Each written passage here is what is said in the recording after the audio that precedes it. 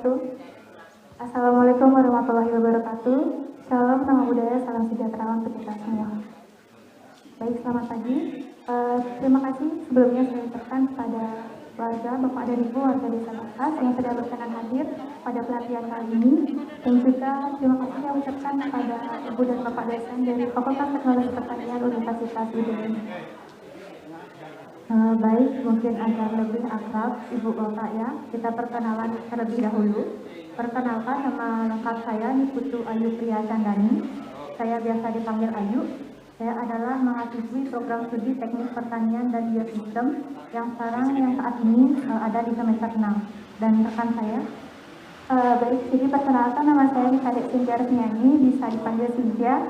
Saya dari program studi Teknik Pertanian dan Biosistem angkatan 2018 yang saat ini berada pada semester 6. Baik, jadi di sini kami akan berbagi informasi mengenai cara pembuatan pupuk organik cair dan juga pestisida alami. Baik, yang pertama mungkin kita jelaskan terlebih dahulu yaitu pupuk organik cair. Kepada Cynthia dipersilakan. Baik, jadi pada kesempatan kali ini saya akan berbagi informasi menyampaikan terkait dengan pupuk organik cair. Nah, nanti juga di akhir penyampaian ini dari ibu-ibu juga bisa langsung mendemonstrasikan karena di sini kami sudah menyiapkan alat dan bahannya. Jadi ibu-ibu bisa langsung mencoba bagaimana cara pembuatan pupuk organik cair dan juga nanti pada pestisida nabati. Baik, jadi yang pertama di sini kita akan mempraktekkan pembuatan pestisida organik menggunakan air berasnya. Bahannya ditayang, kameranya bahannya ke depan. Nah, yang pertama ini bahannya ada air beras, kemudian gula,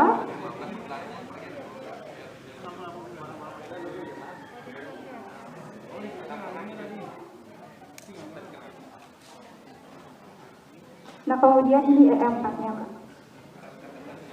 Ya, khusus untuk pertanian, untuk tanaman. Ya, jadi sebelumnya ini ada contoh. Ini contoh yang sudah kami buat, mungkin Bapak Ibu bisa lihat umum.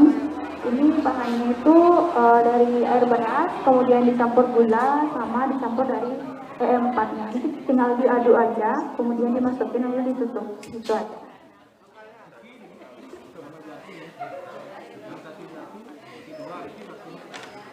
Kalau untuk takarannya sendiri, kalau ini segini itu 1,5 liter, nih 1,5 liter ditambahin nanti 2 sendok. Ini 2 sendok makan gulanya, kemudian ini EM4-nya ditambahin 1 botol, 1 tutup juga ya. Ini 1 tutup. Mungkin ibu-ibu dan bapak bisa langsung coba.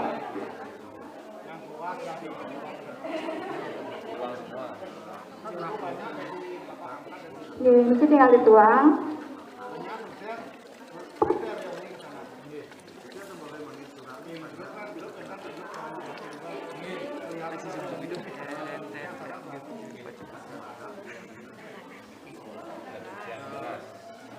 Ini air cucian beras. Iya.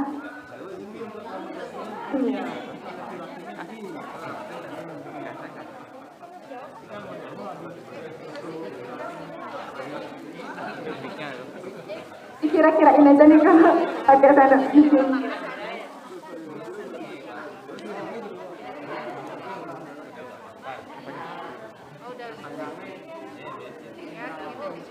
Ya, dua. Ini berapa? Ya. Kemudian ini. Oh iya ya. Maksudnya biar ini buat ini gitu dulu, zoom dikit. Ya, itu khusus yang warna kuning untuk tanamannya.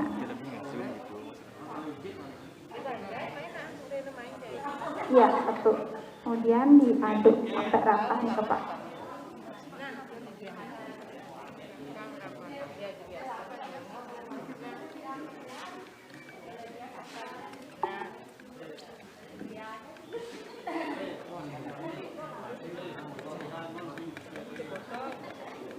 Ya, Ya, kita satu tutup botol E4-nya, kemudian diaduk sampai rata, dimasukin lagi. Ya, dimasukin lagi ke botol.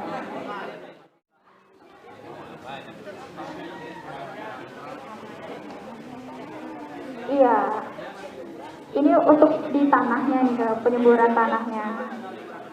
Nggak ada, sebelum maupun sesudah, nanti pada tanamannya tinggal disiram aja nih, Kak. Nanti untuk hamanya itu untuk pestisida nabatinya. Split-split zoom gitu ya, yang berbeda tadi. Ini udah jelas aja sih. Dia lebih jelaskan pakai aplikasi gitu maksudnya. Tapi kalau aku nggak nyari Angel paling cuma kalau nggak di sini dari sini aja. Yang penting zoom. Zoom itu aja yang berbeda kok. Kemudian dituang.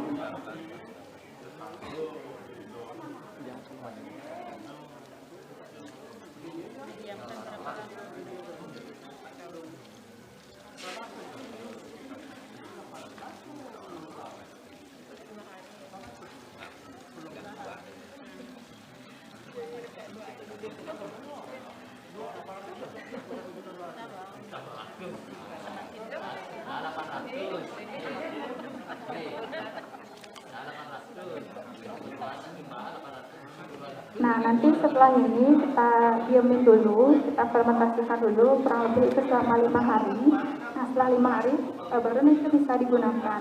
Tapi jangan lupa kita setiap harinya Bapak buka ini botol tutupnya supaya oksigennya bisa keluar. Kemudian baru ditutup lagi, diamin lagi. Iya. Iya. Setiap hari kita dibuka sebentar aja supaya oksigennya keluar, kemudian ditutup. Nanti untuk penggunaannya kira-kira nih 1 liter pupuk ini bisa dicampurin sama 10 liter air. Ya, nanti dicampurin baru kemudian disiram ke tanamannya itu. Iya, 10 liter air. Ya. 15 liter, ya. Komposter. Saya minta lagi untuk ibu bapak yang berbeda biar semuanya dapat nyoba. Ya, untuk pembuatannya ini yang berbeda mungkin ada yang mau 2 sampai 3 orang. Nah, jadi yang kedua nih kita menggunakan ini biokomposter. Tentunya ini di dalamnya dilihat dulu. Ini ada dilihat nih Pak. Di dalamnya ada pipa ini untuk penyaringnya. Nah. Iya. Ini tadi ada di bolong. Iya. Kemudian di sini itu ada kayak penyaring itu aeratornya untuk mengeluarkan untuk jalur sirkulasi udaranya. Nah, ini nanti airnya limbahnya dari pupuknya itu akan jatuh ke bawah sini Pak, ini kan kemudian disaring. Jadi nggak ada dia ampas-ampasnya ini kan nggak ada. Jadi bersih nanti yang keluar itu adalah airnya melalui keran, tinggal dibuka. Ya untuk pembuatannya ibu-ibu dan bapak ini kan bisa menggunakan sampah organik dari rumah tangga. Misalkan ibu habis masak itu pakai sampah dari motong-motong sayur, ini bisa dimasukin langsung ke sini, bisa dipakai untuk pembuatan pupuknya. Bisa sayuran buahan, yang penting itu organik. Jadi ini kita udah siapin untuk sayurnya. Nah ini sampah sayurnya, jadi harus dipotong kecil-kecil. Nah ini dari sampah sayurnya. Nah jadi untuk cara buatnya itu, ini sampah sayur organiknya tinggal dimasukin aja ke sini. Bisa langsung Pak Ibu cobain. Ini kalau mau dipotong-potong ya ada, ini ada guntingnya. Gitu. Ini bisa langsungnya tepat dimasukin, diratain. Masukin aja nih ke sini. Kemudian harus dipotong kecil-kecil ya kalau ini. Bisa dicampur ya, sayur sama buah bisa dicampur di sini semuanya. Yang penting ini dia rata, tidak ada plastik, misal sayur-sayuran. Iya boleh semua nih Pak. Yang penting ke sampahnya itu tidak di atas itu saringan udaranya itu, tempat udaranya. Jadi harus di bawah itu supaya dia ada ruang untuk nanti sirkulasi udaranya di sini.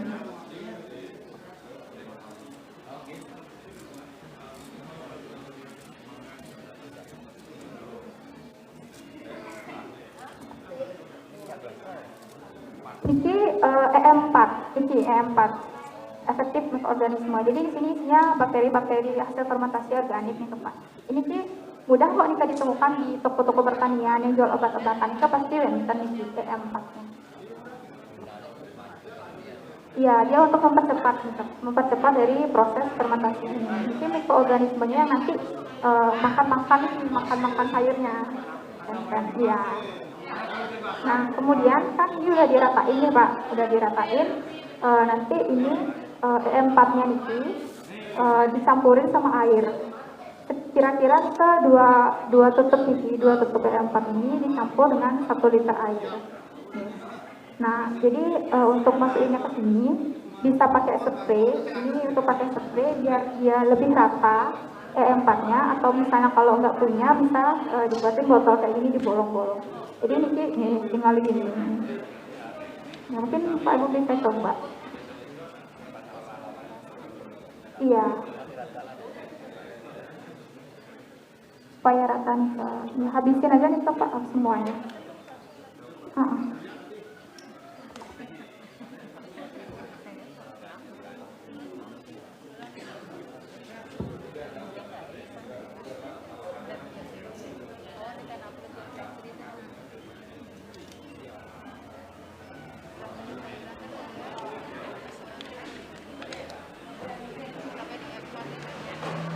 Nah, nanti ini untuk sayurnya ini bisa ditumpuk lagi ya Bu. Kalau misalnya kan sih udah dicampur, ditumpuk lagi sama sayur, bisa sayur atau buahannya, kemudian ditambahin lagi sama ini EM4-nya.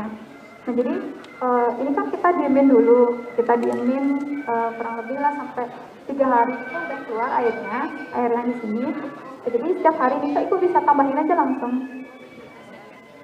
Ya, ditambahin sayurnya, ditambahin EM4-nya. Jadi setiap hari dia tuh bakal keluar airnya. Jadi ibu udah punya pupuk organik cair secara terus-menerus, dia bakal keluar. Gitu.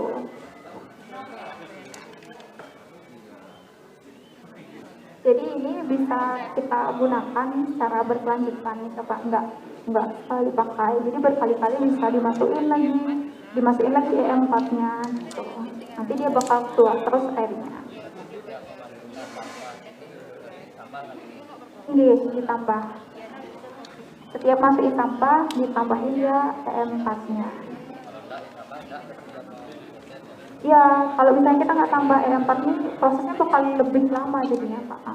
Mikroorganisme dari bahan-bahan organik cair juga nanti nggak ada.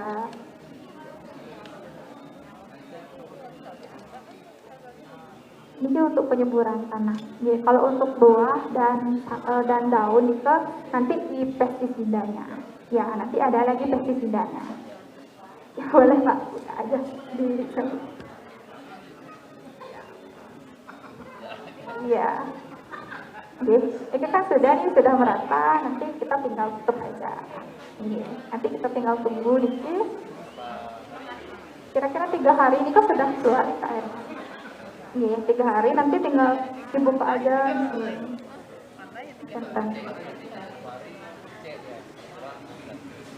Ya bisa, kalau misalnya ada sampah lagi masukin aja lagi. Ini nggak perlu dibuka tutup gitu sih Pak, karena kan dia udah ada sirkulasi udaranya. Nggak kayak yang ini harus dibuka setiap hari kan, karena dia dalam bentuk wadah botol. Kalau ini udah ada dia. Nah, nanti contohnya bakal seperti ini nih Pak. Dari yang ini yang sudah jadi. Ini yang sudah jadi, bisa dilihat nih. Ini yang nanti sudah jadi.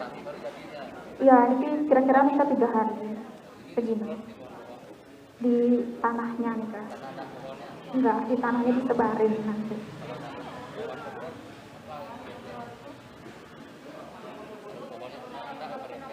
Oh enggak. Ya karena kan itu harganya. Ya. Udah kita semua ke Ibu dan Bapak. Demikian untuk pembuatan pupuk organiknya. Nanti Ibu dan Bapak bisa coba secara langsung di rumah. Untuk bahan-bahannya sangat mudah untuk ditemui. Nah, kemudian untuk selanjutnya itu adalah pembuatan pestisida nabati. Untuk itu kepada rekan saya dipersilakan. Baik Bapak Ibu, jadi di sini saya akan berbagi informasi mengenai cara pembuatan pestisida alami. Baik, jadi ini Ibu Bapak, untuk alat-alatnya itu kita menggunakan satu buah wadah. Ini ada satu buah blender, kemudian ada botol semprot juga untuk nanti hasil blenderan daun pepaya dengan airnya. Kemudian ini ada penyaringan. Dan untuk bahan-bahannya ada daun pepaya yang sudah dipotong-potong, kemudian ada air. Iya, bisa Bapak, kalau misalnya tidak ada blender bisa ditumbuk. Oh, iya.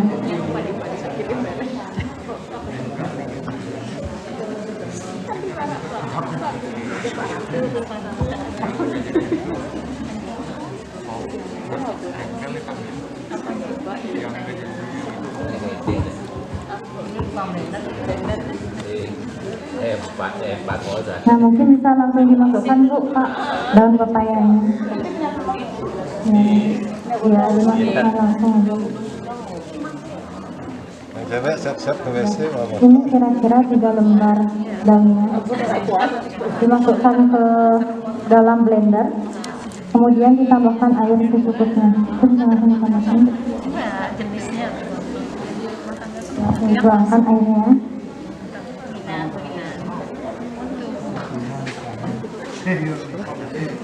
Foto apa?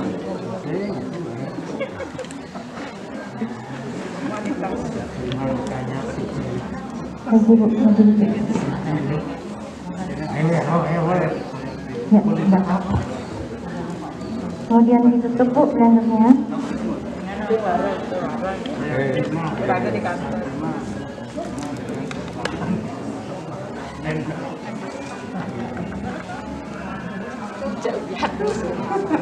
Kemudian ini daun pepaya dan air secukupnya ini di blender hingga halus.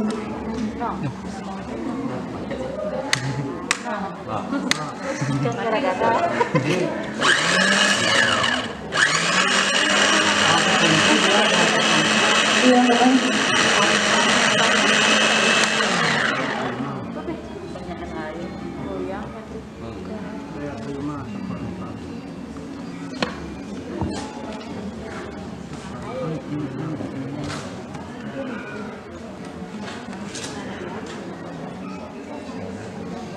jadi ini air dan daun pepayanya hasil blenderan ini setelah halus nanti dimasukkan ke dalam wadah ini.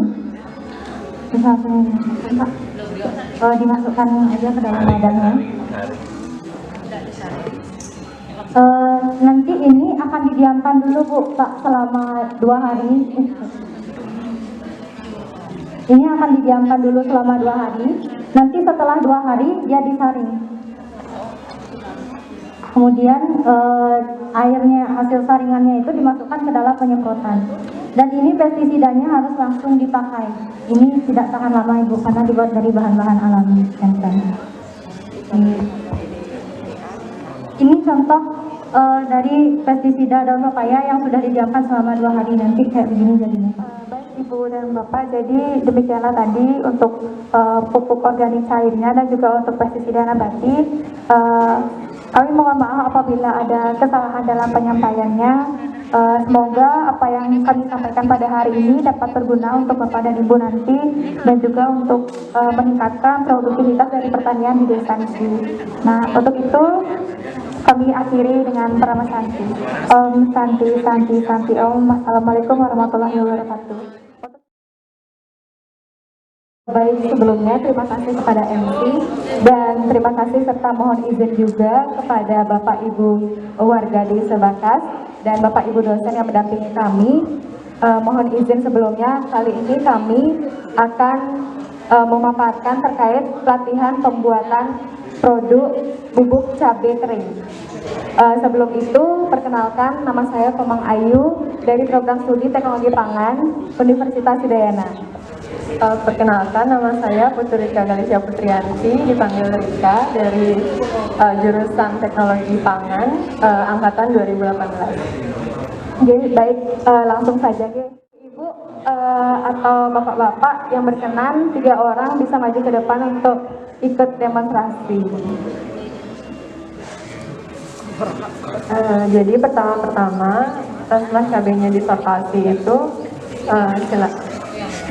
di blending lebih dahulu.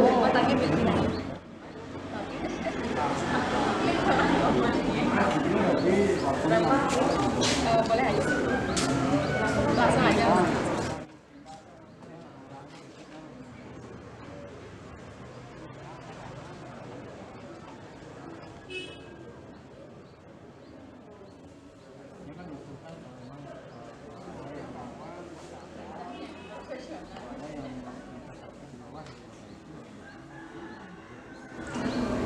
Dari sisi aja. Soalnya mungkin kayak gitu.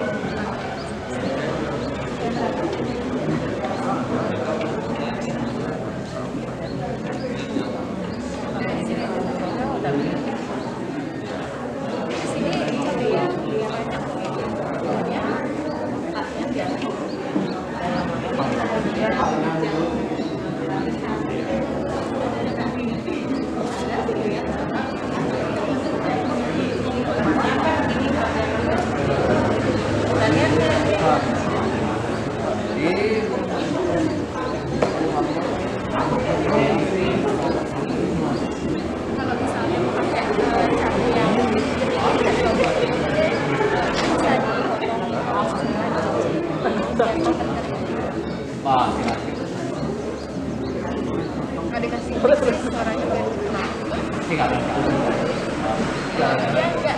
udah isi bensin kan direbus ketan. Kalau misalnya dibiarin aja dia pakai mie yuk emang ketan buat hitam soalnya dia ini guna itu matahari itu kan kalau misalnya enggak dia bakalan bisa rusak gitu. Pertama untuk pembuatan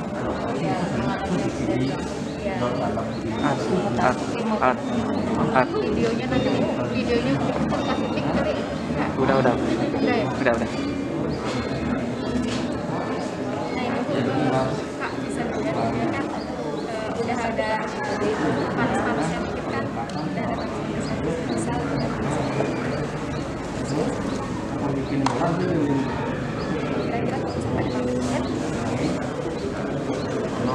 sampai 5 menit. Setelah airnya agak panas, bisa cabenya dimasukkan, kemudian ditunggu hingga 3 menit sampai 5 menit.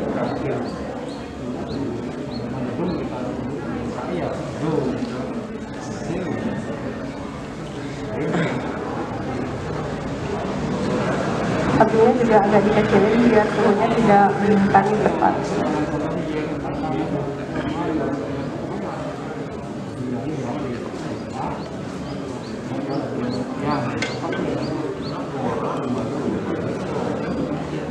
Kalau kan ini kompornya dikecilin ya Bu, itu kalau misalnya kompornya terlalu gede kan otomatis dia bakalan meluap dengan cepat. Itu suhunya itu udah sampai 100 derajat Celcius, nanti cabenya malah bonyok jadinya nanti gitu.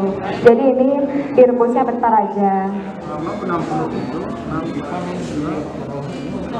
Fungsinya direbus ini juga untuk melunakkan jaringan-jaringan yang ada di cabai ini biar gampang dia kalau misalnya dilakukan blanching ini dia bakalan lebih mudah kering, soalnya dia kan jaringannya udah lunak, dia bakalan lebih cepat menguap air-airnya yang ada di cabainya gitu.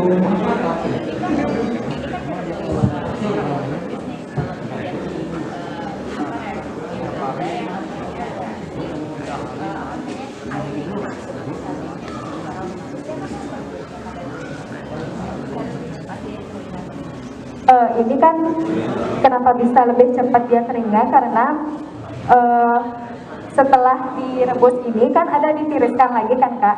Nah setelah ditiriskan ini kenapa dia kan karena kena panas dari air ini, dia tuh jaringan di cabai ini kan melunak gitu kan, dia lebih longgar gitu dia. Jadinya air-air yang terikat secara kimia yang ada di dalam cabai ini lebih mudah menguapnya gitu. Terus untuk kenapa kan ini direbus, otomatis airnya bisa masuk kan. Setelah direbus ini udah ditirisin, jadi air-air yang sisa-sisa rebusan tadi itu bisa turun gitu pas ditirisin itu gitu.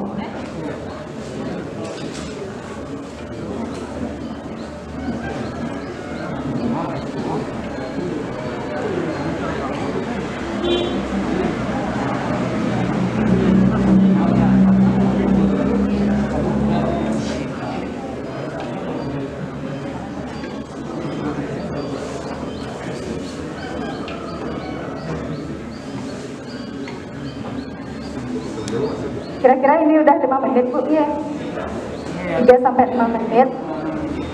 Nah ini bisa langsung dimatiin dan bisa disaring.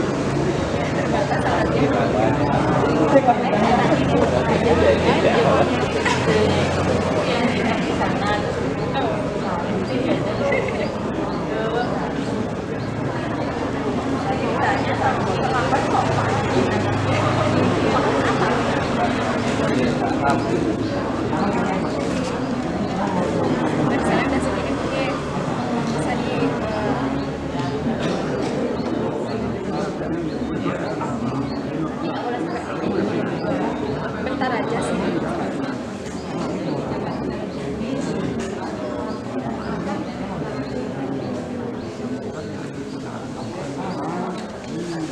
Misalnya ini udah ditirisin, bisa langsung ditaruh di loyang itu, langsung dimakan, langsung dimakan aja di sini.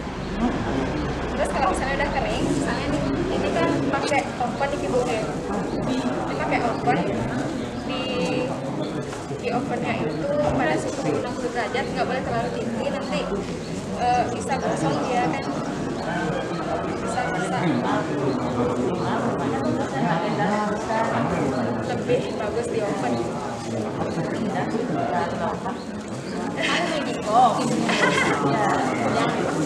Nanti suhunya kalau di Magicom itu kan nggak bisa diatur. Jadi selanjutnya setelah dilakukan proses pengeringan, bisa langsung di blender, dihaluskan.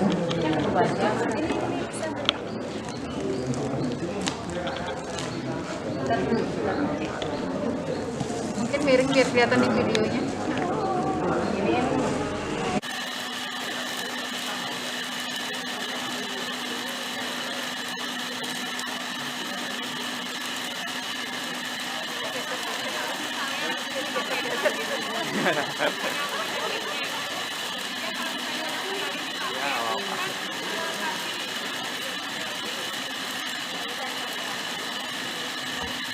Dia kalau misalnya pengemasan bubuk cabai ini menggunakan plastik pouch yang ada klipnya itu, dia ada kemungkinan untuk kontaminasi lagi sama udaranya gitu. Jadi lebih cepat untuk maunya bisa jamuran gitu. Jadi lebih aman pakai toples kayak gini Kak.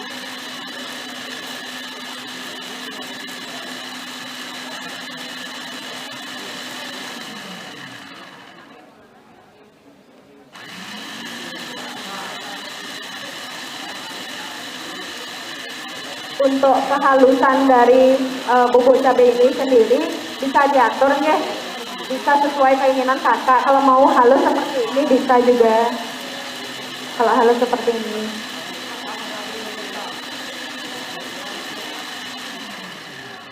Misalnya ini sudah selesai di blender, kan kalau misalnya mau ukuran yang lebih kecil bisa disaring dulu di segi gitu. bisa disaring dulu, terus bisa langsung dimasukin ke toplesnya ini.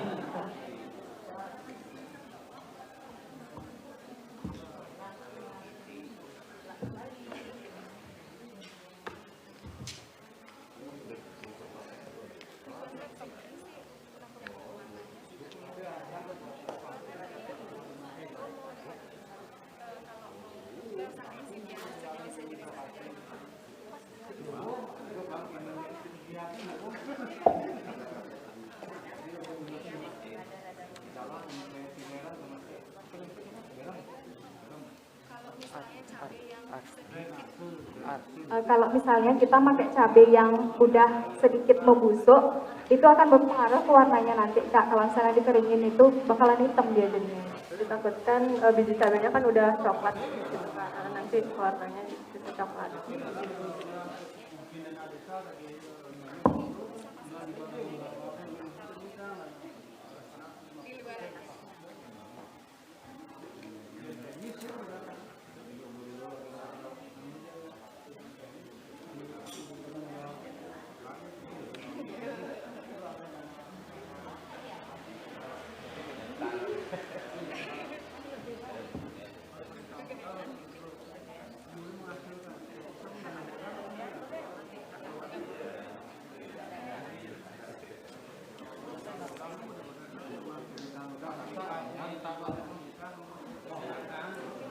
Kemudian setelah bubuk cabai dihaluskan, dimasukkan ke dalam kemasan.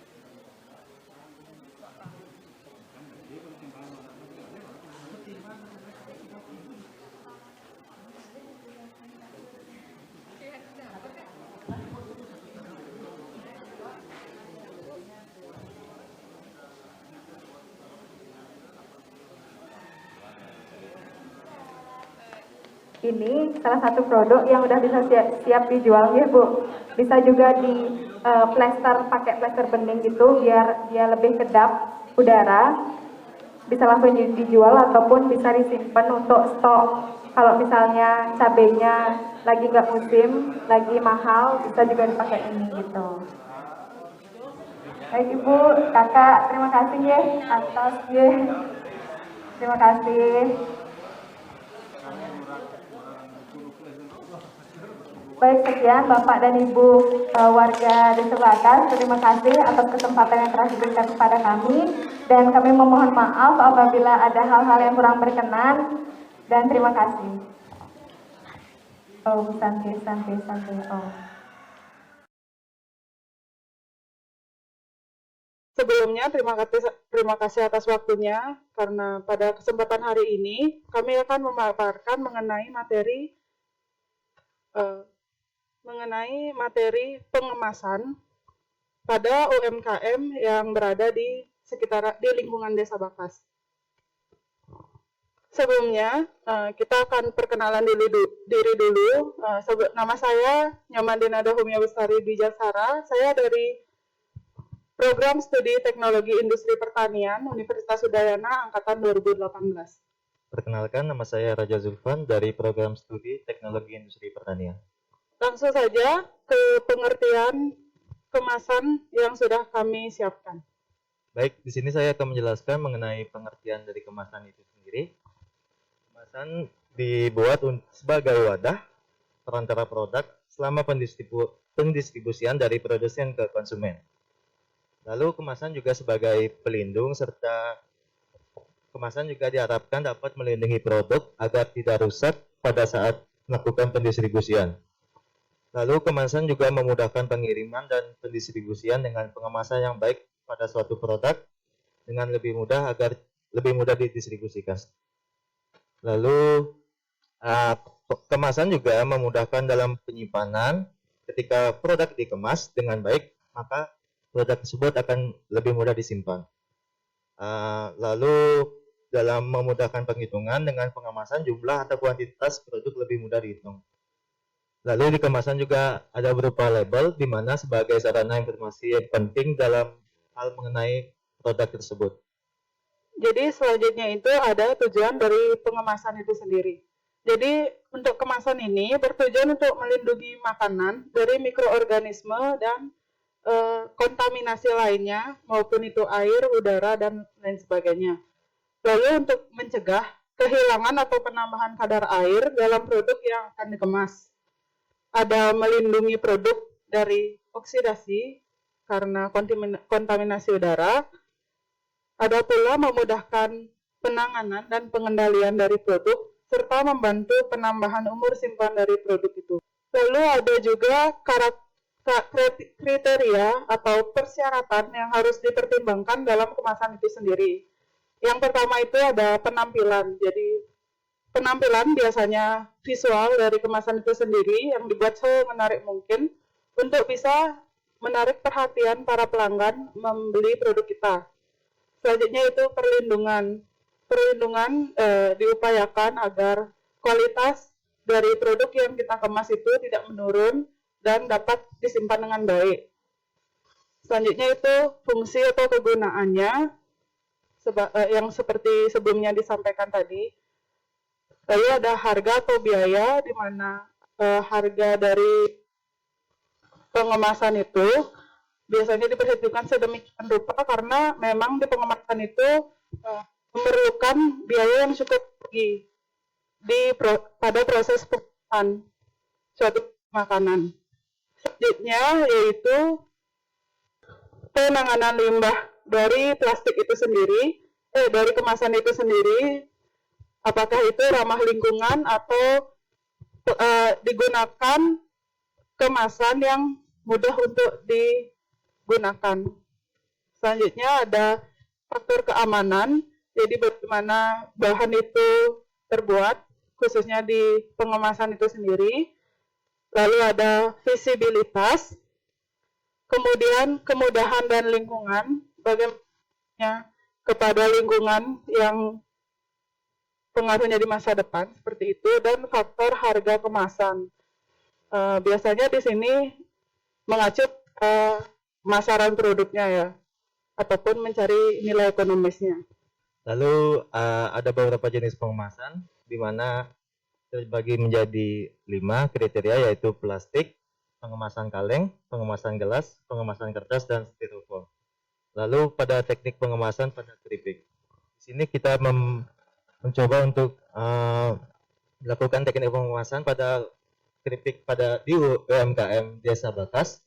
Jadinya di sini kita menyarankan menggunakan bahan pengemas plastik polipropilen atau aluminium.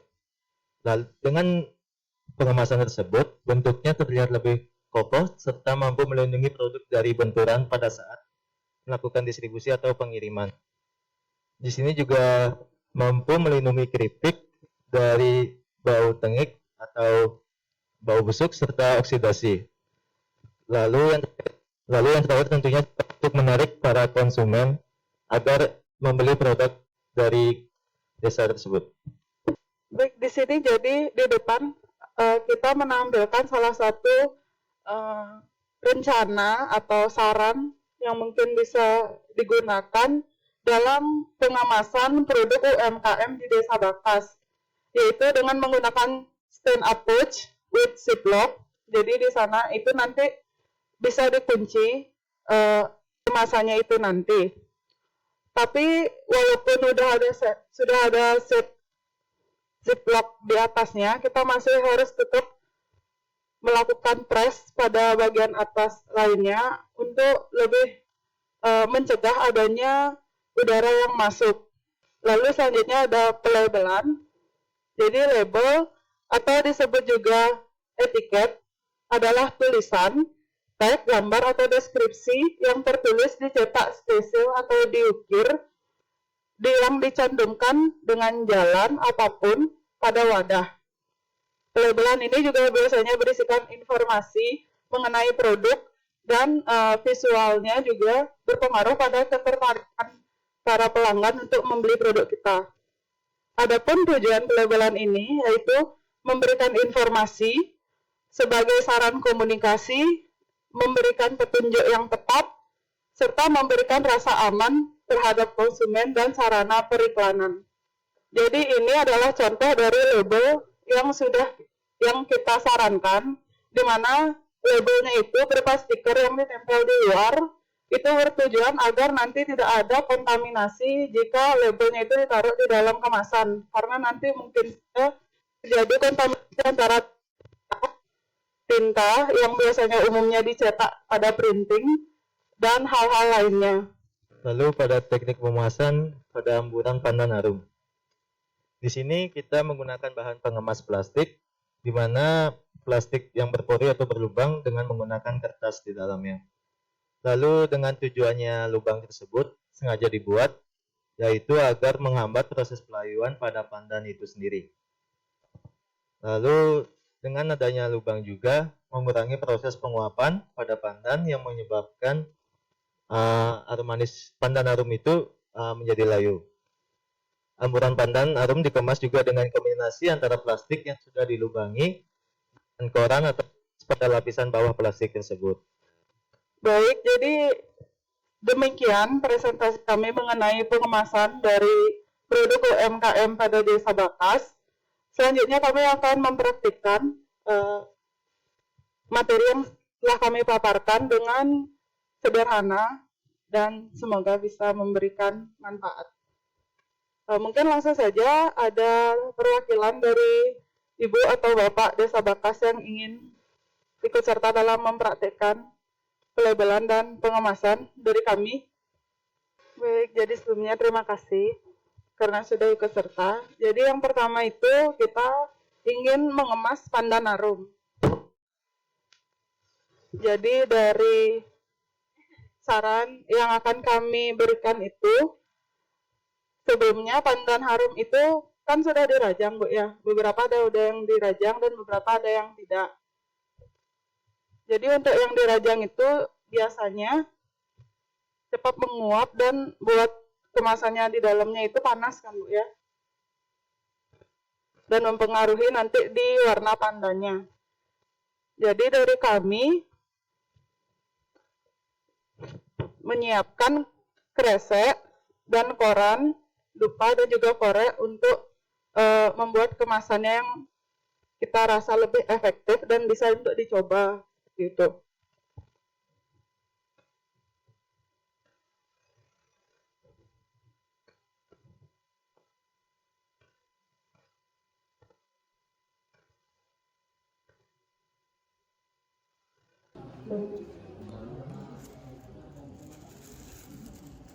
Mungkin dari Ibu mau mencoba.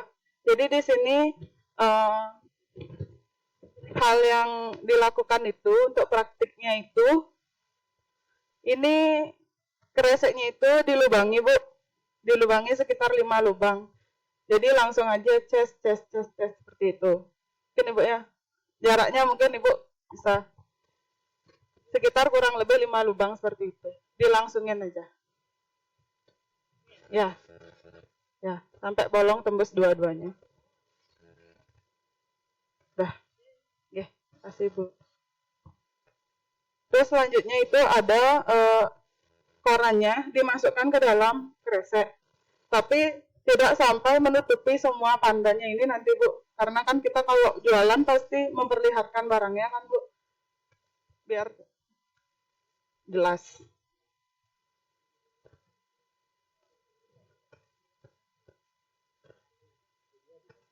Heeh. Oke.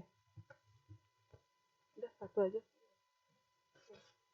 Jadi mohon maaf sebelumnya Bu, karena pandannya belum tersedia, kita hanya mempraktekkan bentukan kemasannya saja. Nah, di sini kan nantinya pandannya tuh masih terlihat di atasnya Bu. Terus kita di bawahnya ini kita alasi koran. Jadi di sini juga kita lubangi.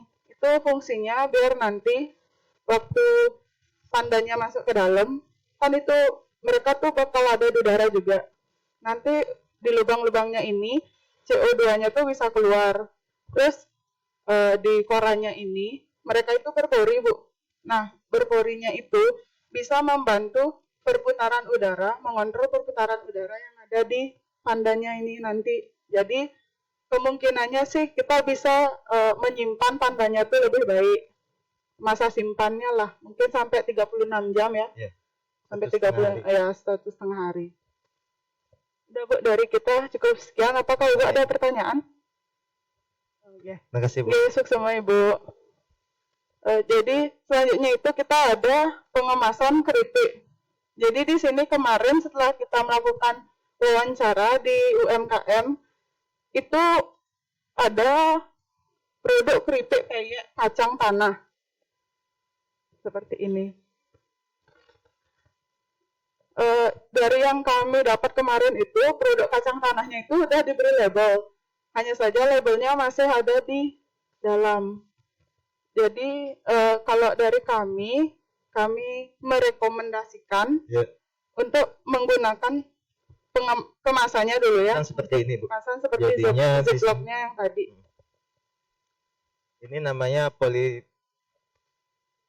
polypropylene, di mana kemasan ini lebih baik serta produknya lebih tahan lama serta Lebih tahan dilindungi. dari benturan seperti itu pada saat pengiriman. Jadinya di sini kita Jadi di sini nanti peyeknya dimasukin.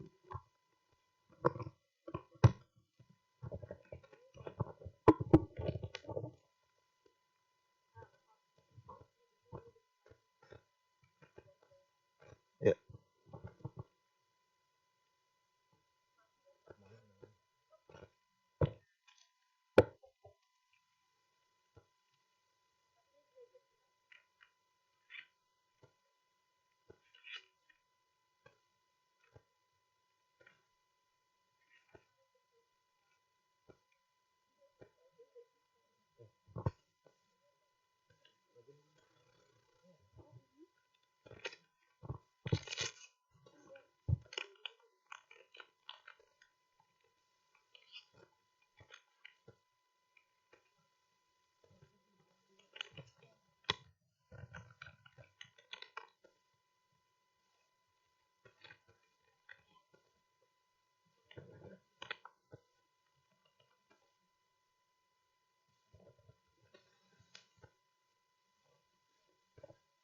Cek.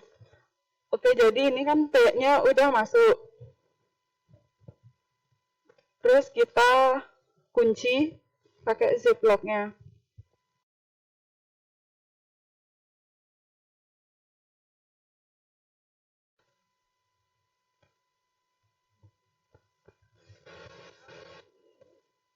Udah.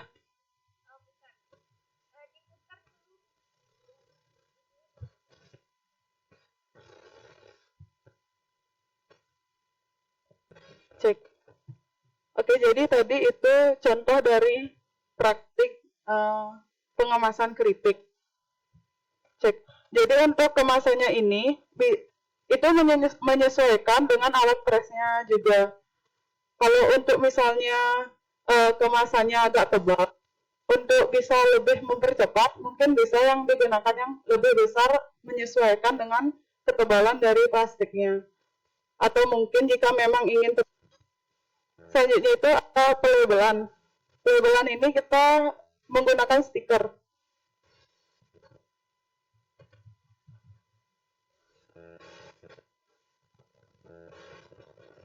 Jadi Jadi di sini kita udah menyediakan stiker, di mana nanti stikernya itu kita tempelkan di luar. Dan yang terpenting dari pelabelan itu mungkin visual dari labelnya agar bisa menarik perhatian konsumen. Baik, terima kasih sebelumnya pada Ibu dan Kakak yang udah ikut serta dalam memperhatikan kemasan ini pada hari ini. Terima kasih, mungkin segitu saja dari kita, dari program studi teknologi industri pertanian mengenai pengemasan UMKM di Desa Bakas. Kita ucapkan terima kasih dan mohon maaf apabila ada salah kata. Kita tutup dengan Parama Santi. Om Santi Santi Santi Santi.